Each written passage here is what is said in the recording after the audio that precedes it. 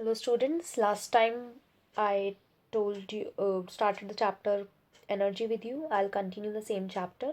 Last time we learned about work and energy. Now I'll be explaining you some different forms of energy. Energy is present around us in different forms, different types of energy are there.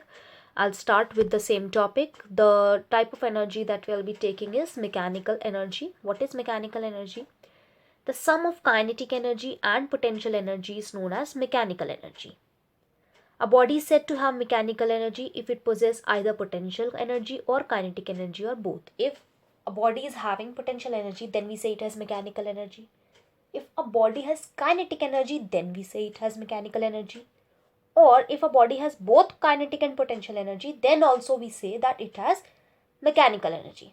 Now, what is kinetic and potential energy? That is what we will learn today. First is kinetic energy. Just consider a simple example. If a cricket ball is thrown, it can move the stumps. It can push the stumps and the stumps can move from their position. So because it has pushed the stumps means it has applied force, and the stumps have moved from their place means the ball has done some work. And we learnt last time that only a body which possesses energy can do the work. So from what type of energy this ball was having which has moved the stumps? The energy of the ball was kinetic energy. Because the ball was moving, the energy which was possessed by the ball is kinetic energy. The kinetic energy is that energy which is possessed by a moving body. A moving body is capable of doing work and hence possess energy. The energy of a body due to its motion is called kinetic energy. So every object around us which can move has energy which is known as kinetic energy. A moving car has kinetic energy. A moving ball has kinetic energy. The moving water has kinetic energy. Moving water in hydroelectric plant can do work in turning the turbine for generating electricity. So this moving water has kinetic energy. Every moving object has kinetic energy. In other words, because the object is moving, it might be having some speed. So every object around us which has speed possesses kinetic energy. Examples, if a person is running on the road, he has kinetic energy. A car moving, I have already told you, has a kinetic energy. An arrow flying through the air also has kinetic energy. All these bodies which are moving possess kinetic energy.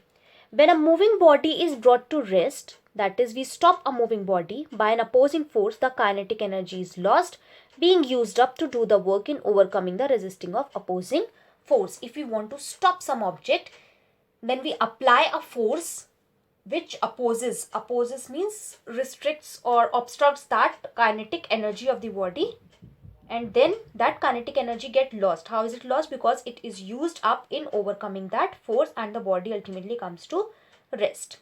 Now we have a formula for calculating kinetic energy.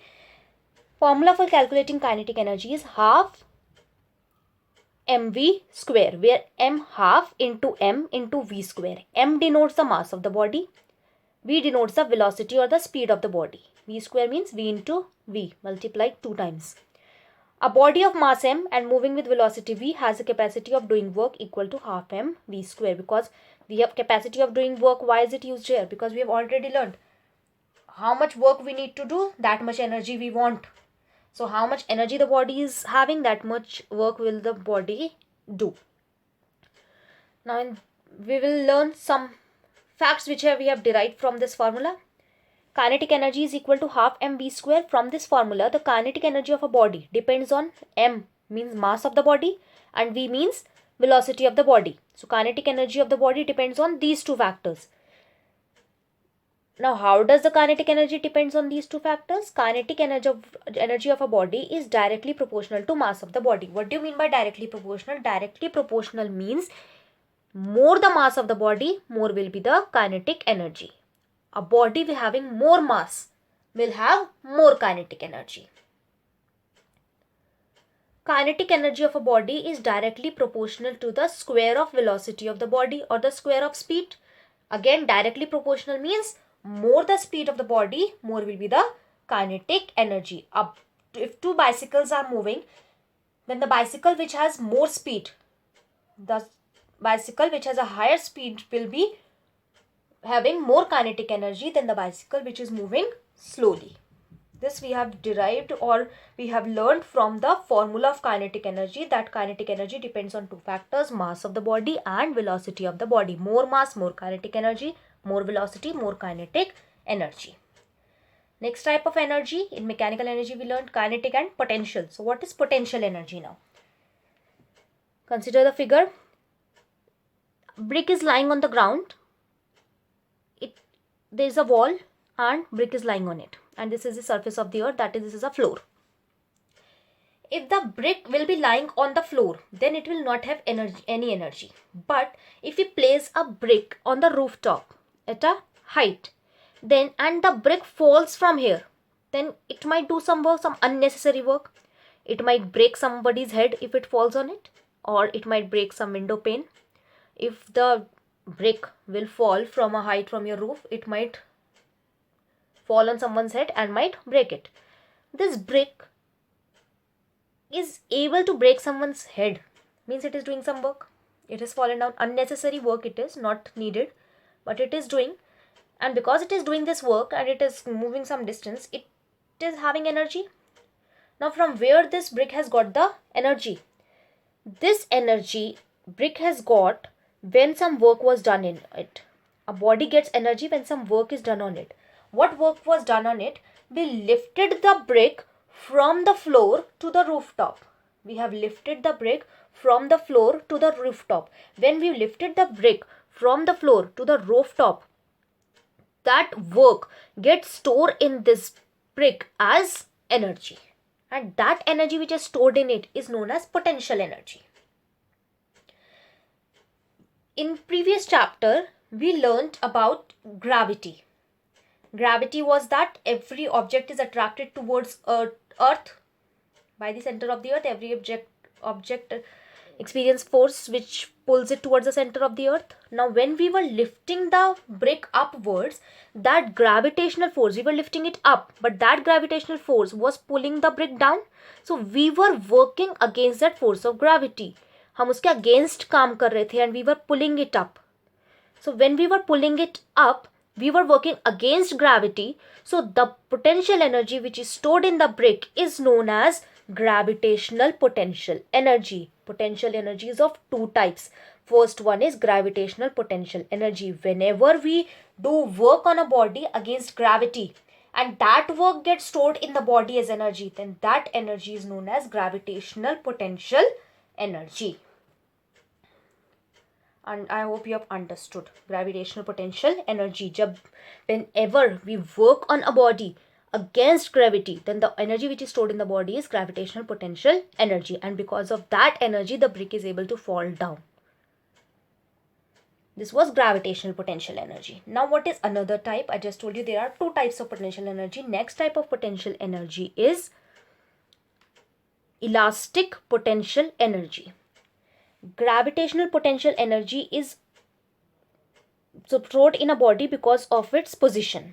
Whenever an object is taken to some other position, higher position against gravity, it gets gravitational potential energy. And elastic potential energy is that which is stored in a body due to change in the shape.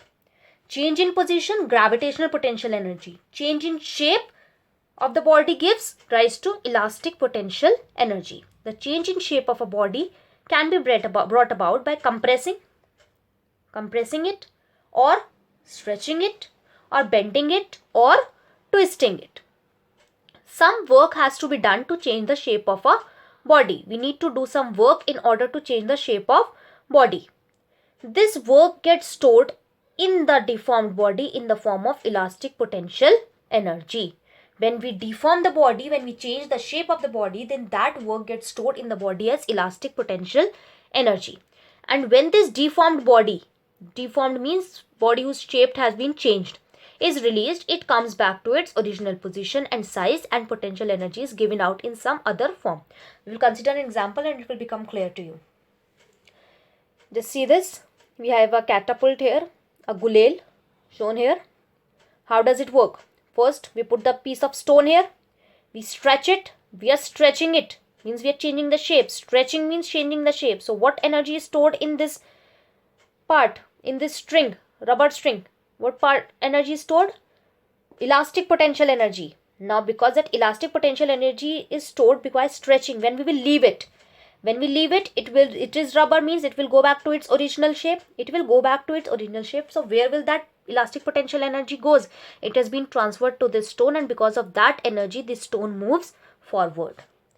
We stretch it, it gets stored as elastic potential energy. When we leave it, the stone gets that energy and move forward because of that energy.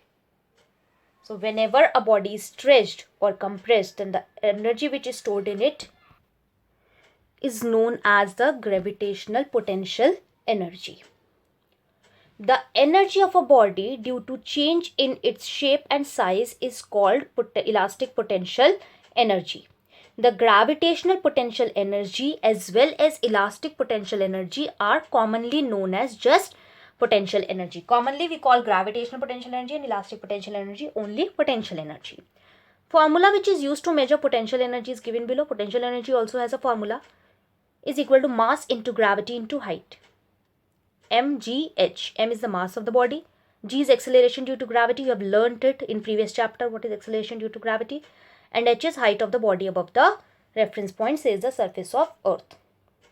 In this case, m will be mass of this brick, h will be the height up to which we have raised it, and g will be acceleration due to gravity. This is how you calculate potential energy of a body. We will continue the chapter next time with some more forms of energy. Till then, study the chapter, how much I have explained. Thank you.